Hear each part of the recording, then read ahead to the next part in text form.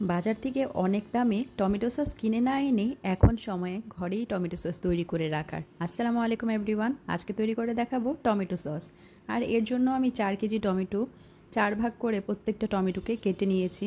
আর টমেটোটাকে ধুয়ে কেটে এখন হচ্ছে একটি সসপ্যানে নিয়ে নিয়েছি। আর টমেটোগুলোকে ভালোভাবে সিদ্ধ করে নিতে হবে যাতে একেবারে নরম হয়ে যায়। টমেটোগুলো সিদ্ধ করার জন্য কোনো ধরনের পানির ব্যবহার করব না। এর সাথে একটি আস্ত বড় সাইজের রসুন দিয়ে দিচ্ছি। রসুনের ব্যবহারটা আপনাদের ইচ্ছে মতো করবেন। যদি কেউ রসুন খেতে পছন্দ না করেন সেই ক্ষেত্রে নাও দিতে পারে। এরপর একটি ঢাকনা দিয়ে ঢেকে চুলা আঁচটা মিডিয়াম করে টমেটোগুলোকে সিদ্ধ করে নিব। আর বারবার নেড়ে দিতে হবে। তো কিছুক্ষণ পরপর নেড়ে সিদ্ধ করে নিয়েছি আর একেবারে ভালোভাবে সিদ্ধ হয়ে গিয়েছে। ঠান্ডা হয়ে গেলে এরপরে একটি ব্লেন্ডার জারে টমেটোগুলোকে ভালো একটা পিউরি তৈরি করে নিতে হবে। ঠান্ডা হয়ে যাওয়ার পরে একটি ব্লেন্ডার জারে নিয়ে নিচ্ছি আর এখন হচ্ছে ভালো একটা মিহি পেস্ট তৈরি করে নিব। শীতের সময় টমেটোর দাম কিন্তু অনেক কম থাকে আর এই সময়ে টমেটোর সস তৈরি করে রাখার সঠিক সময়। টমেটোর পিউরি তৈরি করার ক্ষেত্রে একেবারে অনেকগুলো টমেটো ব্লেন্ড করতে যাবেন না, অল্প অল্প করে নেবেন। বেশি নিলে সেক্ষেত্রে পড়ে যেতে পারে। আর এই তো আমি অল্প করে প্রথমে কিছুটা পিউরি তৈরি করে নিয়েছি। এভাবে সিদ্ধ করে রাখা সবগুলো টমেটোকে পিউরি করে নিতে হবে। আর এখন একটি চালনিতে টমেটো পিউরিটাকে ভালোভাবে ছেঁকে নিব যাতে কোনো দানা অথবা কোনো আঁশ না থাকে। আর এতে করে টমেটোর সসটা কিন্তু একেবারেই মসৃণ হবে আর খেতে ভীষণ ভালো লাগবে। টমেটোর সস তৈরির ক্ষেত্রে একটু লাল যে টমেটোগুলো থাকে সেগুলো ব্যবহার করা উত্তম। আর এই দেখেন অনেকগুলো বীজ আর আঁশ কিন্তু বের হয়েছে। তো এভাবেই টমেটোর পিউরিগুলোকে চেলে নিতে হবে। আর এরপরে সবগুলো পিউরিকে একটি বড় সসপ্যানে আবারও নিয়ে নিলাম। আর এখন দিয়ে দিচ্ছি 1 চা চামচের মতো মরিচের গুঁড়া। ঝালটা যার যার স্বাদের উপর নির্ভর করে, ঝাল কম বেশি খেলে সেক্ষেত্রে একটু অ্যাডজাস্ট করে পরিমাপটা ঠিক করে নেবেন। আর এরপরে হচ্ছে মরিচের গুঁড়াটা ভালোভাবে মিক্স করে দিচ্ছিলাম।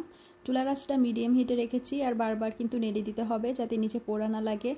টমেটোর পিউরিটা ঘন হয়ে গেলে এরপরে স্বাদ মতো লবণটা অ্যাড করে দিচ্ছি। চাইলে কিন্তু আপনারা তেঁতুলও দিতে পারেন, তবে তেঁতুলের ব্যবহারটা আমি করছি না। স্বাদ মতো লবণ দিয়ে এরপরে হচ্ছে হাফ কাপ চিনি দিয়ে দিলাম। তেঁতুল দিলে আমার কাছে মনে হয় বেশি টক হয়ে যায়।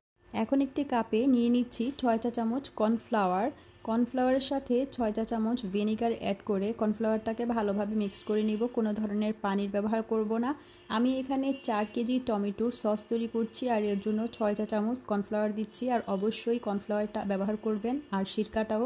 এই দুটাই কিন্তু টমেটো সসটাকে ভালো রাখতে সাহায্য করবে। সিরকাটা টমেটো সস নষ্ট হতে দিবে না, বছর খানিকের মতো ফ্রিজে সংরক্ষণ করতে পারবেন। আর কর্নফ্লাওয়ার টমেটো সসে পানি ভাসা থেকে রক্ষা করবে। এরপরে হচ্ছে যখন ঘন হয়ে যাবে পিউরিটা, ঠিক এই যে এরকম ঘন হয়ে আসলে কর্নফ্লাওয়ার আর সিরকাটা দিয়ে দিলাম। এখন হচ্ছে ভালোভাবে নেড়েচেড়ে মিক্সড করে দিতে হবে। আর চুলার আঁচটা আর একটু কমিয়ে দিয়েছি, হালকা আছে 10 মিনিটের মতো আরও একটু জাল করে নিব। 10 মিনিট পরে যখন দেখব যে এরকম ঘনত্ব চলে আসছে, ঠিক সেই পর্যায়ে শরীরে যখন ছিটে ছিটে আসবে, এই অবস্থায় চুলা থেকে নামিয়ে ঠান্ডা করে নিব। আর ঠান্ডা হয়ে গেলে এরকম কাচের অথবা যে কোনো ধরনের এয়ারটাইট কন্টেনার বা বক্সে আপনারা কিন্তু টমেটো সসটাকে সংরক্ষণ করতে পারেন। এভাবে টমেটো সস প্রায় 1 বছরেরও বেশি সময় ধরে রেখে দিতে পারবেন, কোনো সমস্যা হবে না।